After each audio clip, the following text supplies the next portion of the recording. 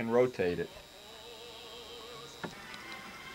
Now with it in this position, of course, I can adjust the angle I want by adding some rags or towels or whatever here, but this gives me a good angle that I can work nice and flat here. But the first thing I want to do is I want to work around the cockpit, do as much of the cockpit detailing and riveting, and that's just kind of redundant. Then we want to get back here and work on this lettering.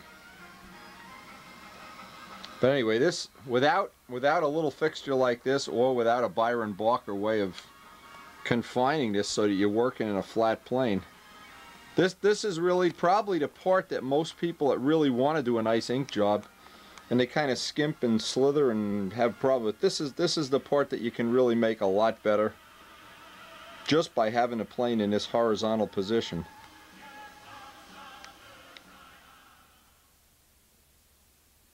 Where in doing any kind of ink job, you're going to get something that you're not happy with. In this case, when I laid this up on its edge, I noticed that I have this line crooked. I take a little bit of Windex and very carefully, I don't want to drip this all over the plane, just make one little, almost like you're washing a window in a car. Anything you do with ink, you can, within reason, you can undo it. And again, any little spot that I want to undo, in this case I want to get that whole line of rivets straighter. In fact, while I'm doing this, I may as well do this whole piece over. I wasn't happy with the way this was. Anything you're not happy with,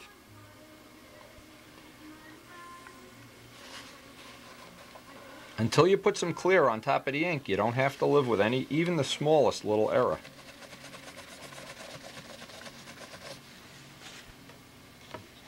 Now I took all the ink off of this canopy, and what I realized I didn't like about it was the part of it that I wasn't happy with was the black edging. And so what I decided to do is just paint it on. It was just because there's so many curved lines, it was really impossible. I really wanted to do this with black ink, but like a lot of things in the world of modeling, you got to settle for something not exactly what you want. But what I can do is, after I paint the black on, and it's really difficult to do this, this is probably going to consume a good part of the session, but it really does accent it a lot. Again, a lot of times you have to look at something, come back the next day, and last night when I left here, I looked at the rivets and I said, yeah, that looks alright, that's cool. Then when I looked at it this morning, I said, yeah, it looks, just wasn't happy with it. Like a woman with her hairdo.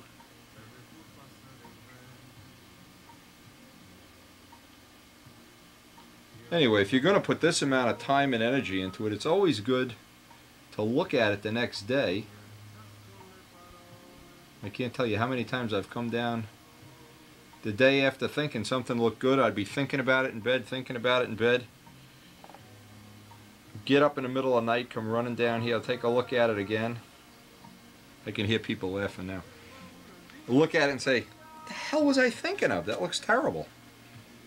And then just go and undo it. Now the nice thing about ink, if I don't like this black, it's going to be a little harder to undo than it would be if this was just ink, but ink in these curved areas was just out of the question, and I was trying to think of some way of doing it. And obviously I gave up. But never be afraid to just change it. Until we lock this in with clear, we really do have a lot of choices. Changing it at will is one of them.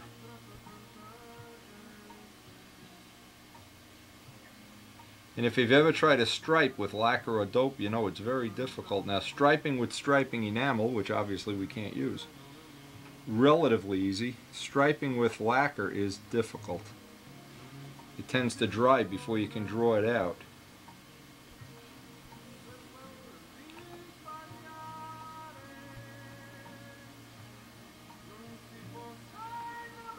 Again, but in the way you have to kind of look at this is in the overall scheme of things, this is probably a 500 or a 600 hour model.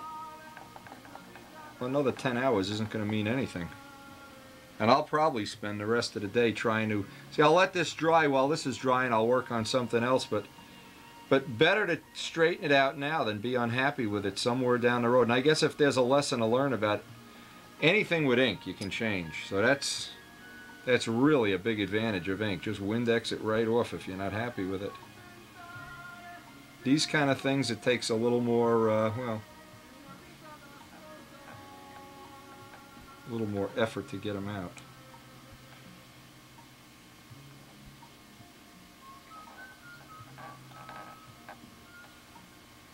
And I remember something when I was in the days of motorcycle racing. Just a funny thing comes to mind now. Go over to the people that used to race the Ducatis and Moto Guzzis, and they'd say they made bikes as if time didn't exist, as if it was irrelevant whether something took 100 hours or 20 hours. They'd carve things out of solid aluminum and all this fancy stuff, which obviously would not be appropriate in the real world, the real world of Ducatis, but they did it. And you'd see these handmade motorcycles, and boy, they were beautiful.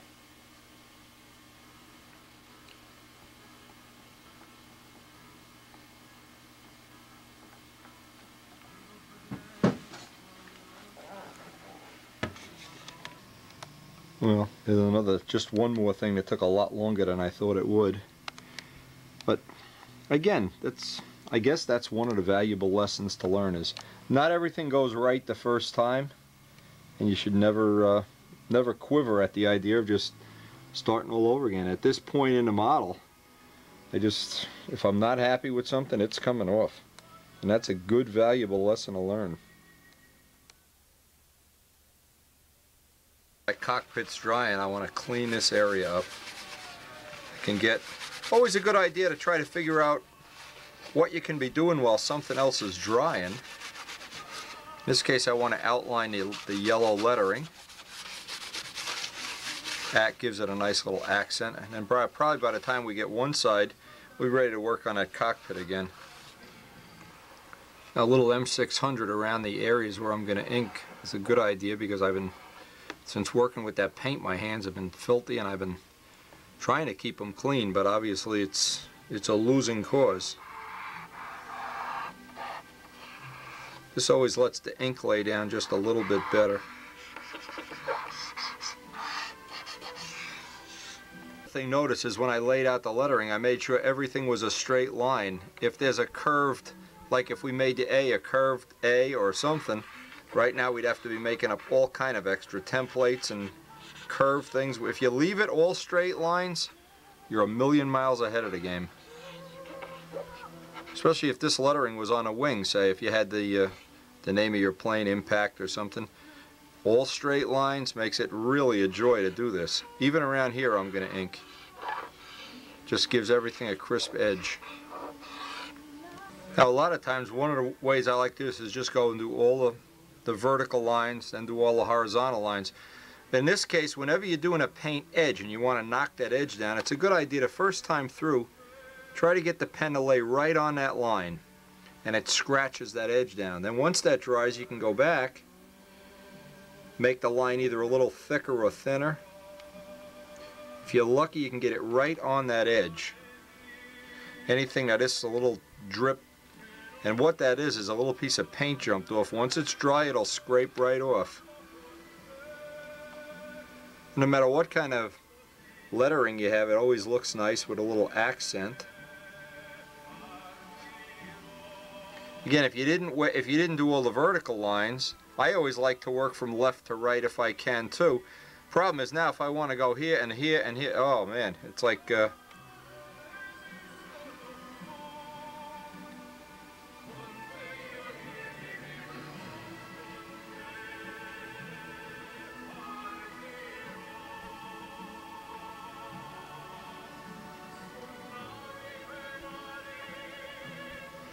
another thing too, when you're doing anything on a fuselage, it's nice to have a flexible template.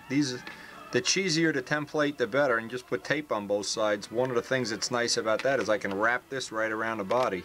In this case, some of the letterings are just going a little bit over the curved edge of this.